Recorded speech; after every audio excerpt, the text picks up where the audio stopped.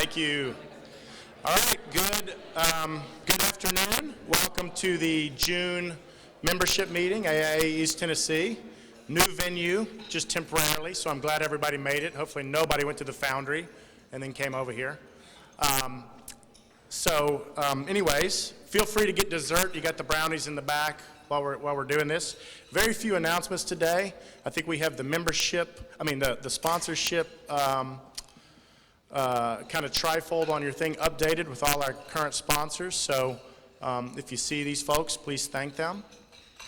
Two announcements real quickly. We have the state convention for AIA Tennessee coming up in Nashville.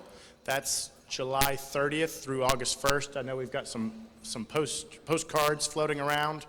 I think there's some at your desk even. That's going to be in Nashville at the Music City where it was last year. And I've heard that the hotels are going very fast, and it's a great deal if you want to stay at the Omni, that you should scoop that deal up, but it's going fast. So the early bird registration ends when, Scott? July 1st. So go back to your computers and register for that. I think there was an email recently from the state. And if you're not on that list, Pat can help you get on that list. Second announcement, Megan Paris tells me that we are going to be having the Structures Seminar that we do annually with Chad Stewart and Associates coming up in September, October. Is that right? Around that time frame, Bobby? Yes. Okay. So more to come on that. Other than that, we've got a friend of mine. I first met Josh Flowers when I was in architecture school, and I needed one of those structural manuals, and I floated around the architecture school looking to borrow one and met Josh. That was 10 years ago or more. Now he's speaking with us. He's from Memphis. Josh is actually on his way to give a similar talk up at the AIA National Convention in Chicago. So came in last night, leaving from here to Chicago. So I told him he could warm up his presentation with our crowd. He's got a talk about next generation leadership, and I'm going to tell you a little bit about Josh. He's got a lot of accolades, but currently he's the knowledge director of the AIA National Young Architects Forum. That's YAF, and that means architects that have been licensed less than 10 years. He also created the YAF Career Advancement University, and hopefully he'll tell us a little bit more about that. He's got some prestigious awards, being he's a recipient of the Building Design and Construction Magazine 40 Under 40, as well as this year received the AIA National Young Architects Award. He is a licensed attorney, licensed architect, works for Nedak Bobo Group in Memphis, and is from Memphis. So let's welcome Josh up.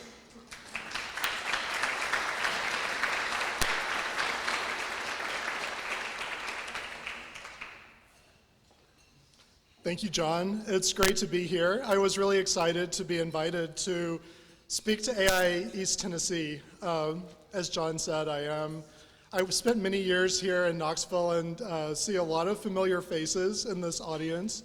So it's great to be here and have a chance to speak. I'm going to see if I can take this. And I am talking today about next generation leadership. And as John pointed out, the Young Architects Forum is architects licensed 10 years or less, regardless of age. And one of the questions that we've been asking is, what is the most important leadership quality that architects need? So if you are on Twitter, go ahead and tweet your responses to the hashtag TH207. We've been using this to start the discussion leading up to the convention, so we'd love to have some responses from Knoxville to get us started. But this is a topic that we've been exploring in some depth for the last couple of years at the national level. And I guess I will skip. This is the hashtag if anyone wants to tweet. And you can follow everything that's going on during the convention this week at YF's handle. So go ahead and tweet those answers, and then we will be discussing that a little bit later during this time. But John told a little bit about me, and I wanted to share a little bit more, because I know some of you, but some of you I have not met before. I was born in Columbia, Tennessee, near Nashville, and came to Knoxville for architecture school, and I see some former classmates from class of 2001 in the audience. So I was there for several years and then worked in Knoxville for a couple of different firms, and I made the decision to go back to law school on the other side of campus and passed the bar exam and worked at a law firm in Nashville representing architects and contractors in various disputes and other things, and then made the move to Memphis to be the in-house attorney at my firm, Nidak Bobo Group. And we do a lot of hospitality work all over the country and some work locally in Memphis. And that was what led me to my other volunteer job, which was working with the AI Gulf States region for the Young Architects Forum. And this was a really interesting experience because, you know, I started in Memphis working with some of the young architects there and would get a lot of questions about someone starting their own firm or negotiating their first client contract and asking questions about how do you start that process if you're going out on your own, what do you do if you're opening your own office and getting work for the first time. And that led me to start working with the YAF in the region. And so I was traveling all around. This is the Gulf States region, which is Arkansas, Louisiana, Mississippi, Alabama, and Tennessee. And the experience of this was very interesting. I had never been to Louisiana before, and it really is a different world in Louisiana.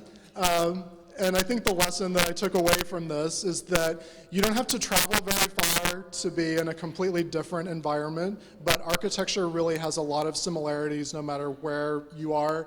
And this was during 2011, 2012 that I made these trips, which was at the end of the recession. There was a lot of stress on the industry at that time. I met with a lot of young architects who had been laid off, and because there were no other alternatives, they were opening their own firms. And it's been an interesting experience to see the progress that they've made. A lot of those people now have been hiring staff. They've won design awards and are having a lot of success. So it was a long process for them, but this was a great experience going around the region and meeting with all of these different people, which led me now to work with the National YF. And that has also been another interesting experience. And I wanted to point out, I don't know if we have any students in the audience. Great. Right here in front of me. When I talked about the AI region, this is the breakdown of the AIS quads. They're not called regions, but I was at Clemson and Auburn recently. I don't know if anyone was there. Great. At the South Quad Conference, we've been doing some outreach to students and have had a lot of success mentoring, which we'll talk about a little bit later. And I know there's a big event coming up in Nashville for AIS. So it's been great to see the students in the region have been very engaged in a lot of the work that has been going on. And this shows the AIA regions, how they break down. You can see the Gulf States region, and we're comparable in size to some of the other regions, but a little bit smaller in terms of the number of architects who are members within the region. So I mentioned AIS. AIA Emerging Professionals are made up of 3 groups. I work with the YAF, which, as I mentioned, is architects licensed 10 years or less, and it's regardless of age. Architects are licensed at all different ages and career stages, and it really is about what is the next step after you become licensed. There are so many opportunities and doors that open at that stage. YAF is about taking your career to the next level once you reach that point.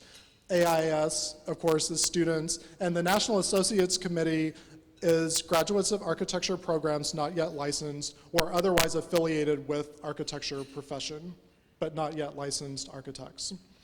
So I wanted to share a little bit of the current demographic information about emerging professionals in the industry. We're a pretty small profession compared to medicine, law, and even engineering. There aren't that many architects in the country, about 105,000, and that includes 118,000 who are licensed in other states in addition to their home state of residence. So we talked about what is an emerging professional. This kind of describes how AIA defines an emerging professional. The first question is, do you have a license to practice architecture? And just out of curiosity, how many in this room are licensed architects?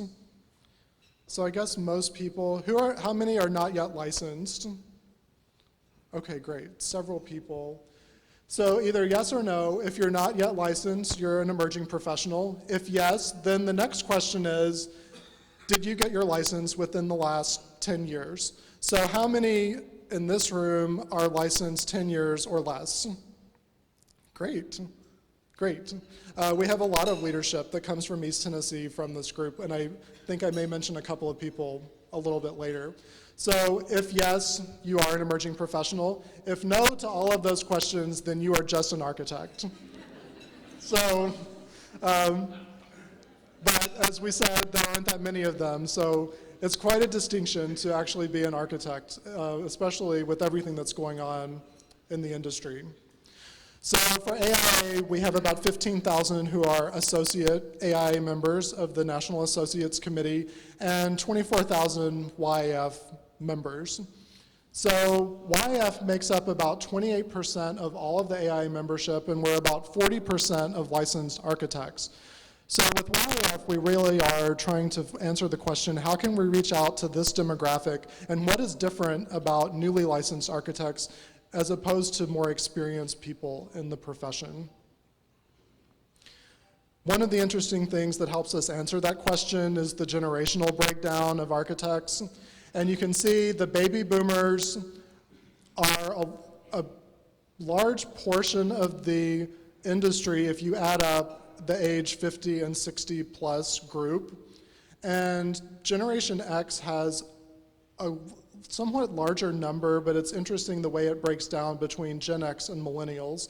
And then millennials are the quickest growing group of generations, and everybody is asking the question, how do we reach millennials, because they are digital natives who grew up with the internet and approach the work environment in a much different way.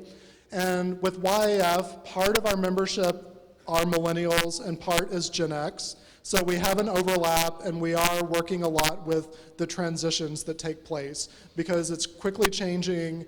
Workplaces are trying to adjust, and there are a lot of leadership questions that come up as a result of that. And I think we're seeing that in the industry a lot of times with the ownership transitions that are taking place in firms, and also the leadership transition, which is a very different question. But this is some of the statistics that breaks down further by age range. You can see some of the other information about the generations is contained there. The gender breakdown, you can see the profession is still a vast majority male, but the numbers are improving for that.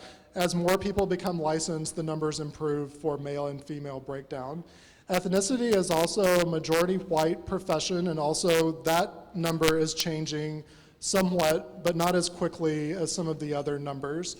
And then the years in practice, as I said, 10 years or less is considered a young architect. And then this shows the breakdown of young architects across the AIA region. You can see Gulf States has a little over 1,000 members, but Gulf States is one of the younger regions. And so as we update the numbers each year, we see that Gulf States has more and more emerging professionals. And one of the things that I found traveling around the region is that it's actually a good location to start a new firm. We have some really great young firms in the region that are doing very exciting work, design-wise and practice-wise. And there's a great support network of mentors from very experienced architects who really do help young firms.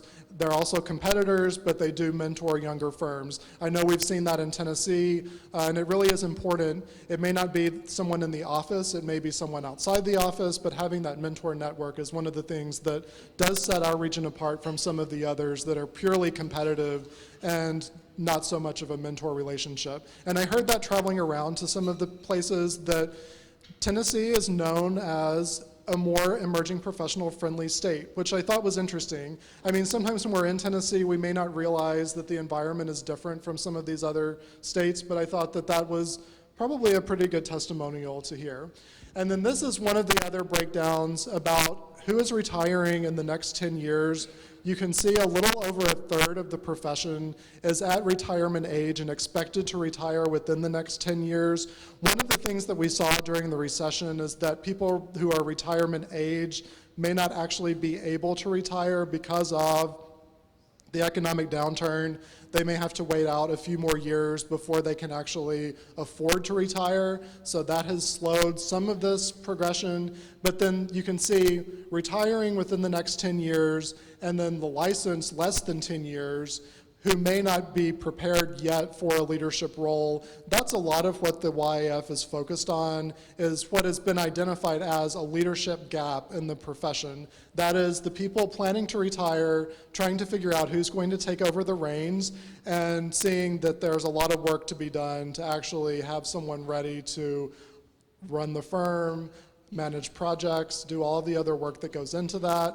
And the other thing that I think is interesting about this, this statistic came from the AIA Large Firm Roundtable, which is firms of 150 or more people, and they have identified this leadership gap as their #1 priority in their strategic plan. And that came from the CEOs and management of those firms saying that they don't know what the succession plan is for their leadership, and they're very concerned about the sustainability of the industry over these next few years as they work through the leadership gap. And what I thought was really interesting in talking to them during that discussion is this red pie piece is the people who are somewhat of the older Gen X age bracket, some younger baby boomers in the late 40s, early 50s range. And I think one of the things, in talking to some people who represent that age group all over the country, there just aren't that many people in that age group. It's a group that's been winnowed out by previous recessions. There just aren't as many of them still engaged in the industry who have progressed during their career and had the continuity. So they're very much in demand. We don't hear a lot from them because they're so busy. They don't have time to do anything else. They're raising families, also taking care of elderly parents in some instances. So if you do fall into that age group, that is something that AIA, we've identified that is not doing enough to support that age group. And we're looking for ideas, what can happen to help support people who are caught in the middle. And we have these defined brackets for emerging professionals. Maybe we don't have enough to support our very experienced professionals that we all need to be learning from. So that's the challenge of mentoring. It's nothing new, but now we have some new demographic numbers that help back it up and help us at least define what the problem is so we can start working on it. Any questions about some of this demographic information? I know that's a lot of data, but it does kind of help set the stage for some of the questions that we're talking about related to leadership. So if you look on your table, I distributed this handout, which is what we have developed, our research. I think they're all in the middle of the table, so if we want to pass those around, this shows some of the research that YAF has gathered as we've been preparing the session that John mentioned on emerging professionals leadership, dealing with the generation gaps and transitions, and preparing for future leaders in the industry. And I'll just call your attention, you can see there's a white column, I guess it's the 4th row over, and it identifies 5 categories, which is primarily where we're discussing these different areas of leadership. And you can see what the categories are in a little bit more description about what we're talking about. The first one is self-awareness. That's something that when we talk to emerging professionals, a lot of times there's a phenomenon that happens in the career course where after school, people work very hard to get their first job, and after a couple of years, maybe they kind of wonder what's happening. Maybe they've been working and so focused, and then trying to see what is their path for their career and try to identify what that is. And that's a process of self-awareness, Myers-Briggs and some other tools that people use to know about their own personality. And it sounds like it's just something that would occur to you, you know who you are, but it really is a process of self-awareness that we've been trying to develop. The values and principles is something that I think is really interesting when we talk about architects, especially when we've been talking to a lot of the other professions. Architects are known outside of our profession, at least, as people who have a lot of integrity. And I think, sometimes we don't necessarily describe ourselves in that way, but other people look at us as the problem solvers in society. we try to answer the big questions and try to have a higher ideal for the work that we do. And I think a lot of us are in this profession because it is a passion of ours, and we do carry those ideals into our work. So those values and principles are very different for architects than some of the other professions, and something, you know, our code of ethics, if you read it, has a lot to say about what we think our profession should be, and I think that's a very interesting testimonial for architects. And the motivations are another part of that. What motivates architects to do the work that they do? Is it a paycheck? Is it design? Is it the end of a project and having the reward of the lasting part of the built environment? All of those are very interesting questions. And the support team talks about mentoring, which we mentioned earlier. It is very important to have mentorship at all career stages, and it's not just someone who's more experienced. Mentorship should be the two-way street that we talk about and don't always have in place. And finally, the integration into daily life, also known as work-life balance. That's something that Young Architects Forum has addressed in the past, and now we are pulling that out of the drawer to start working on it again. One of the reasons that's such a challenge is that there are no clear answers to how you deal with work-life balance, especially if you're approaching that from the perspective of a professional association like AIA or NCARB or others. They don't necessarily address all the aspects of work-life balance. But those are the 5 categories of leadership that YAF is working on as we develop the session that we're presenting. So I did want to share this handout. Any comments on any of these? Any thoughts as we talk about these different categories of leadership? I think it's something that evolves as we work through some of these questions. So I wanted to share some of the research about how we start to implement a lot of these different aspects. And this started 2 years ago at the YAF Summit 20, which happened in 2012 in Washington, D.C.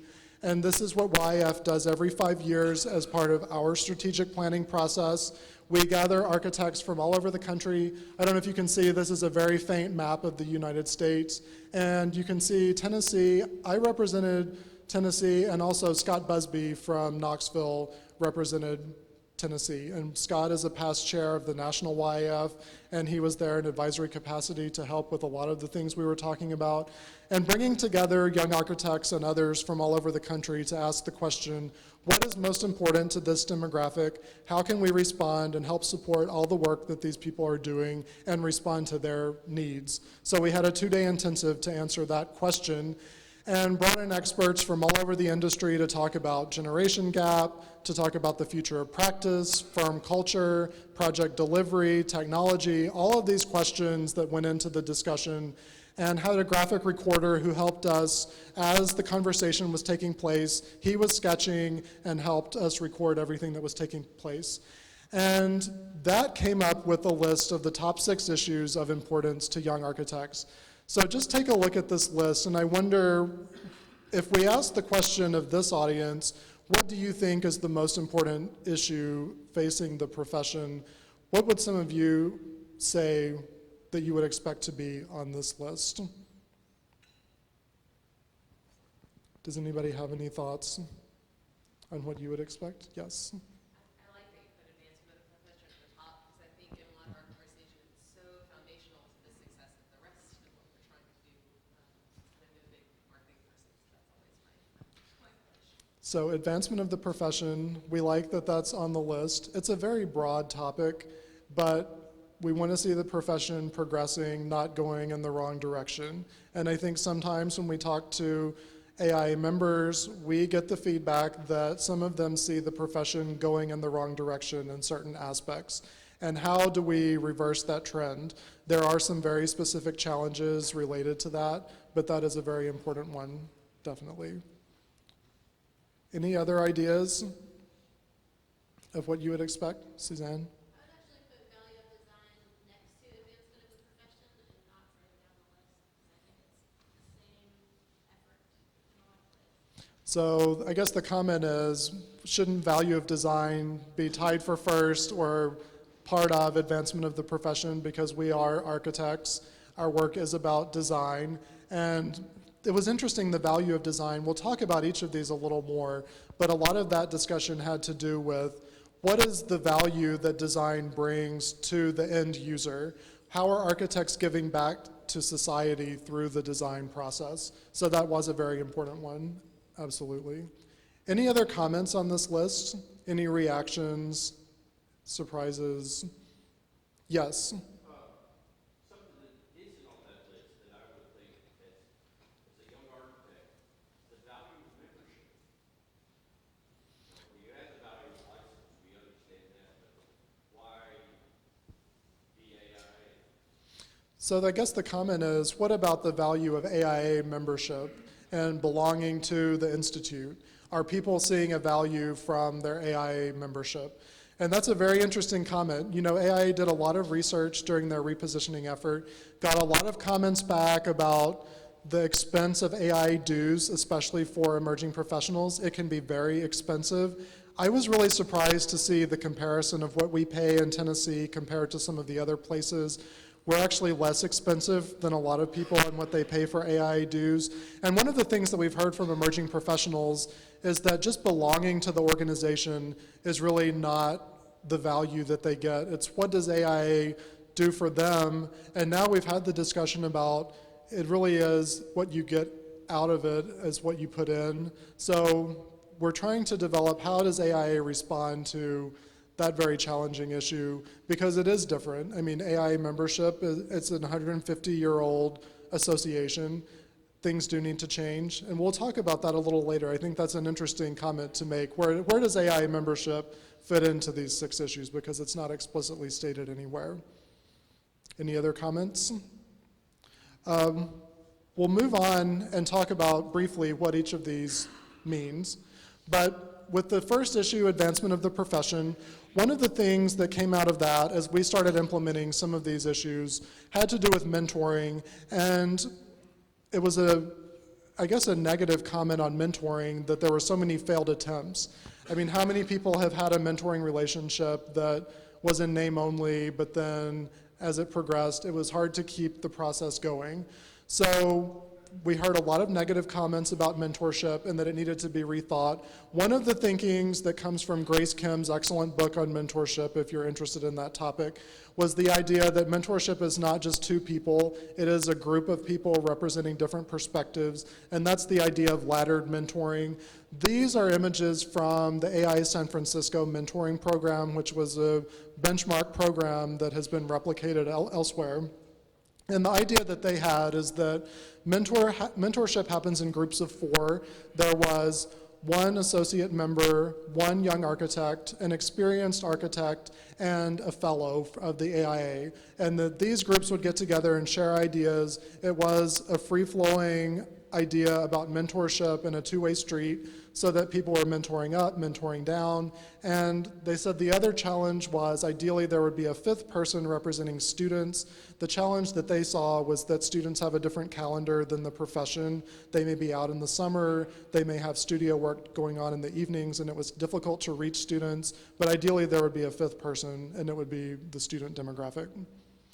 And the interesting takeaway from that experience was that mentorship is about having this lifelong board of advisors. It's not just one person that you ask all your questions to. It's different people who represent different expertise, so that you have experts to go to on a wide range of questions throughout your career.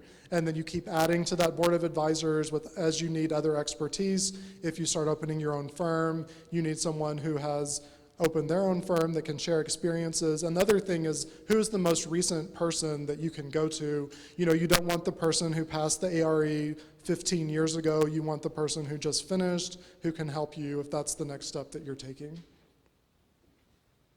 The second one was career advancement. And that is where YF has focused for the last 2 years. John mentioned at the convention that we're doing the Career Advancement University.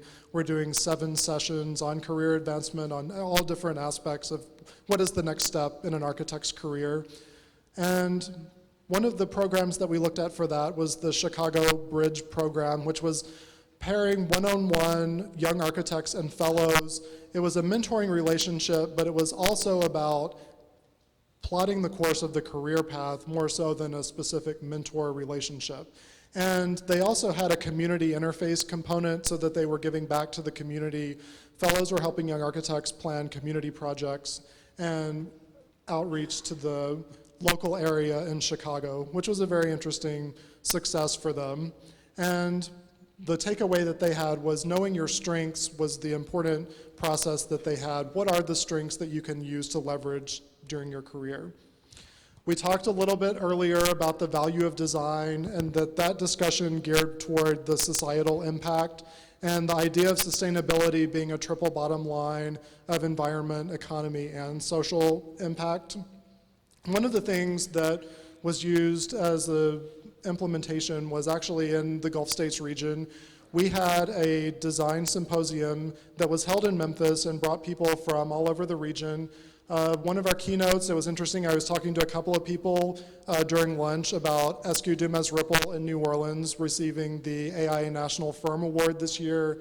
We were really fortunate that Alan Escu was one of our keynote speakers. He unfortunately passed away, right before the Firm Award was given to them, but had a lot to say about young architects and their careers. Also Larry Speck and Marlon Blackwell, talking about the impact of design and taking it beyond just aesthetics, but it really is a process of design and has a much different meaning than maybe it did in the past.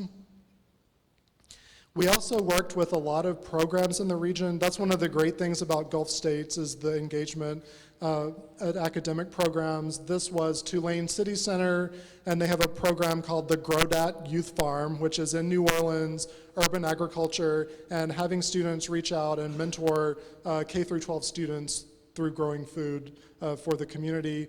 Rural Studio was another program that we worked with, and also ACE Mentor program, which has a lot of strong programs in Tennessee and elsewhere.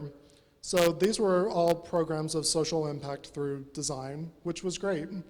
And I wanted to mention that program is now on its second iteration. That's going to be coming up in New Orleans, November 13th and 14th. So stay tuned if you're interested in that. It should be a great event, and we're glad to see that it's moving forward.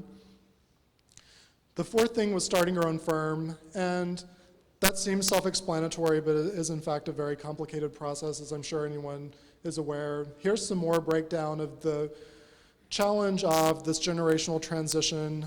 Are the future leaders going to start their own firms? Are the current firms going to replace the retiring leadership? That's one of the questions YF is asking at the convention. We have a session on starting your own firm and one on ownership transition so that we can analyze where the changes are going to happen. But you can see here how the demographics have changed, especially the big increase in millennials. That has been the story of reaching out to these people and the changes that they're bringing to our industry, both positive and a lot of challenges. One of the things that we did last year was a starting your own firm session called Emerging Practices, which was identifying new firms from across the country who are advancing design and who are case studies for others to look at. This was working with Mark Kushner from HWKN in New York, who's also the CEO of Architizer.com, a familiar face. Brendan Pace from Sanders Pace was one of our speakers and had a lot to say about the process of finding projects and other things here in Knoxville and elsewhere, and also Brad Tomasek, who was in Denver. So that was part of our network, and we had that conversation that really has continued through this year. And this was the diagram of some of the sessions that are coming up at the convention this year. Value of licensure was the fifth item, and some of you may have seen there's been a lot of talk about what's going on with NCARB lately, the idea of licensure upon graduation. Have people seen that information? That's a discussion I don't know if we have time to get into. There's a lot of exciting things that NCARB is working on, and we're glad to see that there is progress being made on that front. One of the things that I saw traveling around the region had to do with what happens when you become a licensed architect. And I was really interested answering this question, especially coming out of the legal profession, where everyone, when they finish law school, takes the bar exam and becomes an attorney. There's a grand ceremony of being sworn in at the state Supreme Court. Everyone celebrates. It's a big milestone. And with architects, it's much more fragmented. You graduate, You make some progress, you may take some time off and do something else, then come back, start your tests, have delays, get laid off, start taking your tests again when you have time, and the process starts again. People get licensed at all different ages and career stages. So what is the celebration? What is the milestone when you become licensed? Do you get a raise? Do you get an award? Does somebody celebrate? What happens? And I was interested to see AI Arkansas had answered this question and had actually figured it out. Arkansas. If you live in Arkansas and become licensed, you are invited to come to their Design Awards Gala. They give you 2 free tickets. They call you on the phone and ask you to please attend. Then they show up and they design every year a different award called the Milestone, which is some version of a Stone Award. This is one of the awards during the first year. One of the ones that I saw when I was there was actually more elaborate than this. Then the state board comes and gives you another award that they give the same every year, and they get everyone up on stage. This is the group who was there, and it's a big celebration, just like anyone else receiving a design award that year, their Lifetime Achievement Award, or anything else. Newly licensed architects are celebrated, at least in Arkansas. So Tennessee has been learning from this. We have implemented something at our state convention, but this just won an award from AIA as a member program, which I think was very well deserved. And it's hard to express what was going on because the enthusiasm of this group was something you had to really see to believe. They were celebrating licensed architects like I had not seen. And I was really proud to see that there was someone who was advancing that. And I think it's something that is a big takeaway. It was very meaningful to these newly licensed architects to be recognized by the AIA. Someone made the comment earlier, where does AI membership and the value come in? These people saw a real value for what AIA was doing for them, and I think says a lot for that local chapter. There are some specific things in Arkansas that are different from Tennessee. They're a much smaller state, much fewer architects. We have 35 newly licensed architects in Tennessee that the state is recognizing this year, so it is different, but I think it's a great program. And I also wanted to mention on the value of licensure, we said that NCARB is doing a lot. There was the intern think tank that just took place. Suzanne Taravella was the national chair of that. She is our state IDP coordinator and has been doing a lot of work at the forefront of national NCARB to help with some of these questions of streamlining. I can tell that NCARB has done a lot more outreach in the last few years. There really is a change going on within that organization, and I think it is that they are asking some of the new generation to help with the leadership. So East Tennessee is fortunate to have great leadership at NCARB and in the past, and I know that that process is going to continue. Any comments on any of those? And the last thing, of course, was economy and change. When we held that event in 2012, that was a very important issue about what is taking place within the economy and preparing for the next downturn and how can architects learn from the lessons of the last recession. We're now coming out of that recession, and people are trying to make sure that the lessons are learned and that there is something in place. That's much easier said than done, obviously. But one of the solutions that AIA is working on is the repositioning effort. I was talking to a couple of people earlier today that we haven't heard a lot about repositioning. There was a lot of fanfare in the beginning and a lot of information in the media that AIA put forth, but we haven't heard a lot recently. I think a lot of that is that they've been very focused on the governance changes that are coming up for a vote at the convention this week. Hopefully we will get through that and we will see more from repositioning. I did want to point out AIA East Tennessee did receive one of the innovation grants for the K-12 education that Gene Burr is working on, which is really excellent work. That was a national model that other people are looking to East Tennessee. So I thought that was great to see that we had someone in our region, in our state, who is helping with this effort. So there will be more to come from that. Obviously, there is a lot of work to be done, but AIA is now listening. One of the things that YF is really advocating for as part of the repositioning is that every component should be offering some leadership training. We're talking about leadership. A lot of components are talking. These are some of the benchmark programs that are taking place for leadership. You can see a couple of the most well-known are AI Cincinnati. AI Illinois has one at the state level. We did a workshop at Grassroots in DC back in March to focus on some of these. And the Northwest and Pacific region has a student leadership program where the top 2 to 3 students from every accredited program in the state are sent to a regional convention so that students can learn from their peers about leadership and also from recognized leaders. My local component in Memphis has launched our leadership program. We just finished our first class. This is a great experience, and one of the ways that the AIA can reach the young architect demographic by providing training in leadership skills, working with AIA fellows in the local component, firm owners and principals and others in leadership positions, and asking questions of how architects can learn from each other. So that takes us through the top 6 issues. Were there any questions about any of those?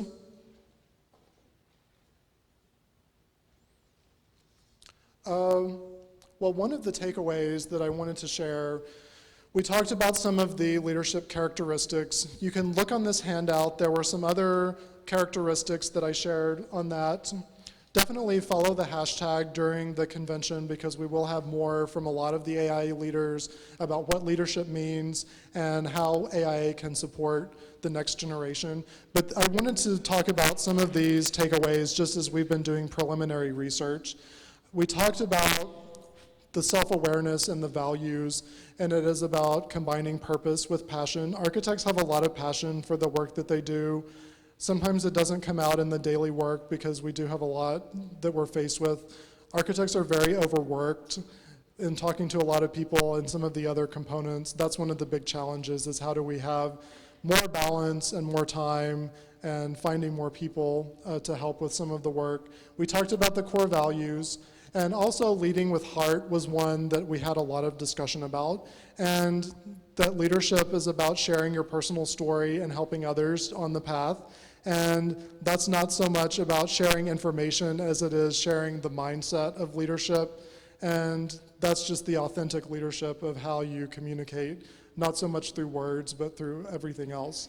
And the enduring relationships, we talked about mentorship, the board of advisors, but architecture really is a very small world. I mean, it's interesting for me to be here and see some people that I have not seen in so many years.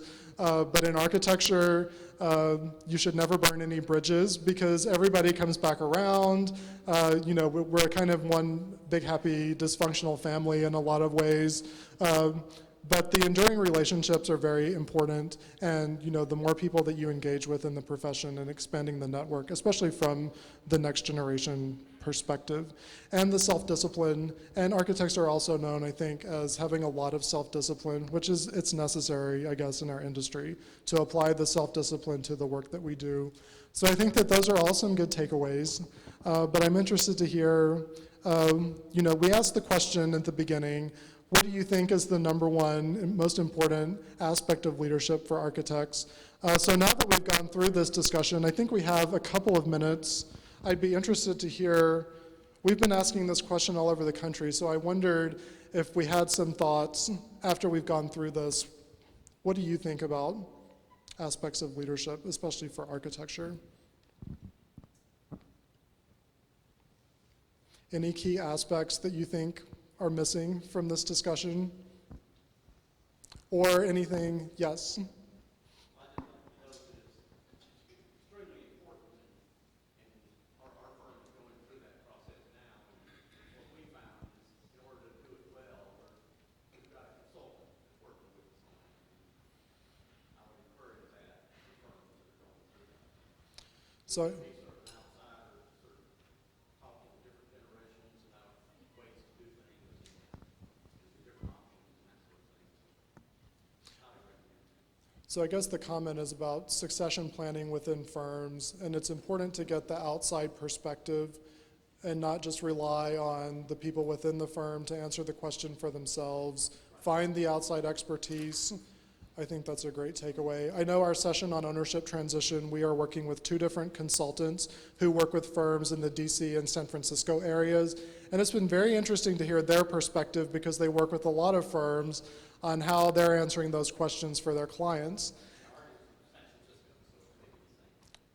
We're working with Michael Strogoff in San Francisco, so I don't know if that's the same one. Yeah, they have several people in that area. That's a great, okay, great. So outside expertise is one. Any other comments? Well, please share your information through Twitter. Please find me afterwards if you have other thoughts on any of this. I'd really be interested to hear some of the takeaways from this group. And I think that brings me to the end of my part of this presentation. So thanks very much. Hang tight, if there's any questions. In general, we still have a few more minutes. Does anybody have any general questions for Josh about his presentation? I mean, as you could tell, he's gone around the country talking about this subject, so pretty knowledgeable. All right, if not, join us back in July for back at the Foundry for our next meeting and sign up for the state convention as well. So, thanks so much.